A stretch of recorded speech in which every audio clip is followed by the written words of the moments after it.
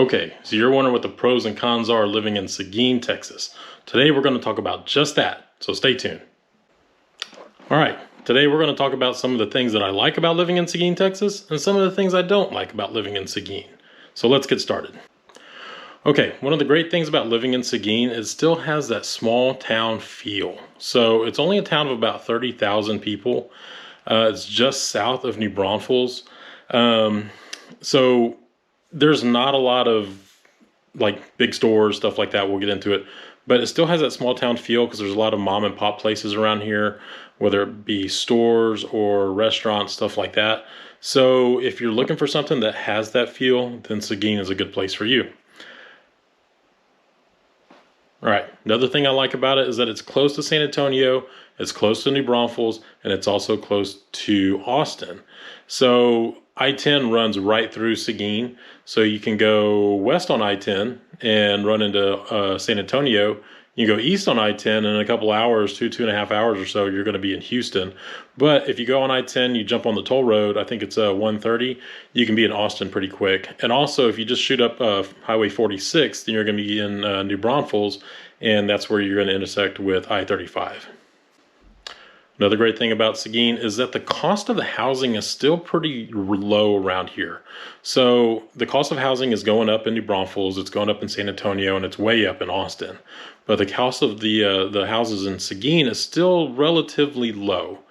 I have some investors that are buying houses around here to rent out, and they can get them for usually less than about $140,000, the ones that we bought. But as far as houses go, there's still some affordable housing around here, relatively affordable, that you can get for around $200,000. And right now, and even in New Braunfels, it's a little bit harder to obtain. So if you're looking for something and you want to be close to New Braunfels, close to San Antonio, close to Austin, you don't want to pay those prices, then consider Seguin. Okay, another great thing is Seguin, part of it, not all of it. So there's Seguin ISD, the school district, but part of Seguin is also in Navarro ISD. And Navarro ISD is one of the most highly rated school districts in this region. So there's some parts of the city limits that are in it, but there's other parts just north of Seguin that are outside the city limits that are in Navarro ISD also. In Navarro ISD, the schools are just up Highway 123 going into San Marcos. Another great thing, there's lots of stuff to do out here, you know, in the outdoors. It's a very outdoors type town. So you have the lakes that are part of the Guadalupe River. So like Lake Placid, Lake McQueenie, lots of stuff to do around there, boating, fishing, kayaking, you know, swimming as well. But there's also several parks. My wife and I have taken our little one over to Starkey Park, met some friends over there. Our kids are about 2 years old. They just absolutely loved it. There's some playground equipment over there that's just great for them. But in that area too, they also have some ball fields. There's a golf course across the road. So lots of nice golf around here. Well, just that one course, I think. Unless you go up Highway 725, and you're going to go into the Bandit golf course as well. There's also a wave pool over there also, and it's close to the river. Okay, another thing that's great about it is there's lots of food to find around here. You're going to have a little bit of variety. I would say it's predominantly Mexican food. If you're on, I think it's Guadalupe Street, there's almost a Mexican food restaurant on every single block, but you have a lot of options, a lot of choices. Spread the love around. We like going for breakfast tacos sometimes, so we'll go to one of the drive-thrus on one of them. Noe's so far is my personal favorite. But you've also got places like you have sushi, so you have Eitan Sushi that's here, also Sakura, and what else? You got some like homegrown places, like if you just want like some down-home food. We like going to the Seguin Power Plant. That's one of our personal favorites. There's also, used to be the Dixie Grill. So it used to be on I-10, but now it's in town off of 123. But Dixie Grill is another great place to go. So there's lots of, you know, you're not going to have a whole lot of the chains. Yeah, you're going to have like McDonald's, Whataburger. Love Whataburger. It's better than In-N-Out. You can fight me on it. But as far as like the big chains, you're not going to have as many here. I know we have a Chili's that's off of I-10. Not so many of those others though. Also, Texas Lutheran University is here in Seguin. So if you wanted to You know, if your kids are going to be going to college and you wanted them a little bit closer to home, then TOU is a good viable option. All right, if you're finding this content helpful, hit that like button and also hit that subscribe button down below so you can be notified every time I put out a new video. And if you're thinking about moving to Seguin or New Braunfels, give me a call, shoot me a text, send me an email, whatever you need to do, we'll be able to help you out.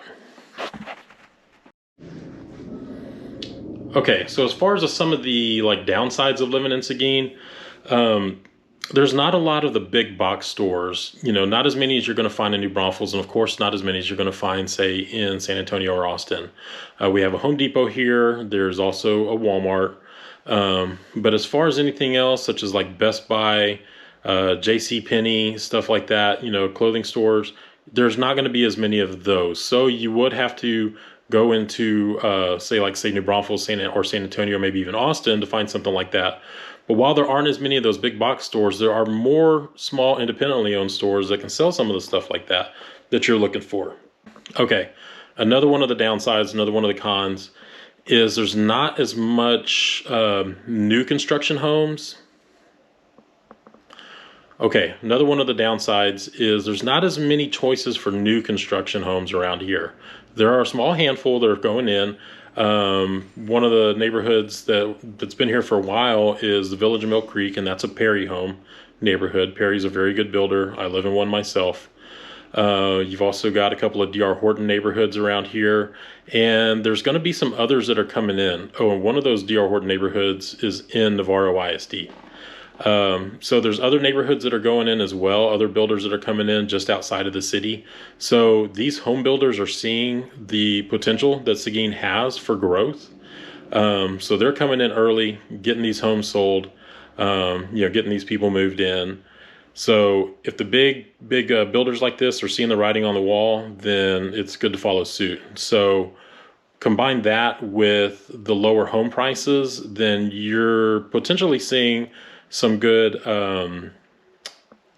increases on your home values in the coming years. So if you're going to be a first-time home buyer, it's great to buy here, wait a few years, home values go up, they appreciate, and then sell and upgrade if you need to.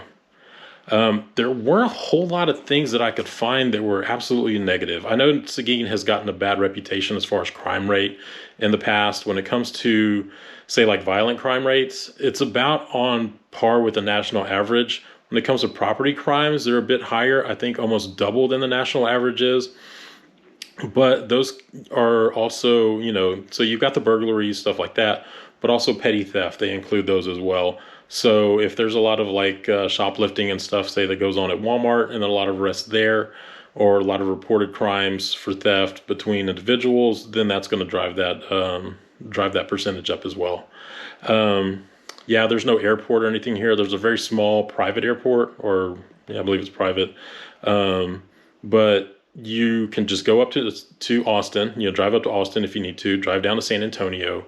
You're not too far. You're within an hour of 2 airports anyway, if you need to fly anywhere. Just like New Braunfels, though. But as far as anything else, there weren't a whole lot of downsides I can think of. I'm trying to write my list, and there just weren't a lot. So there's a lot of good reasons to be in Seguin. So if it's a little bit quieter around Seguin than it is New Braunfels, you're not going to have the traffic like you are in even New Braunfels, which isn't horrible. But I mean, you're surely not going to have traffic like you are in, say, Austin or San Antonio. So that's another pro for it, I guess. But yeah, so if you're thinking about moving to Seguin, let me know. Shoot me a text, send me an email, whatever you need to do, get a hold of me. We'll be able to help you out. Until next time, take care, y'all. Bye-bye.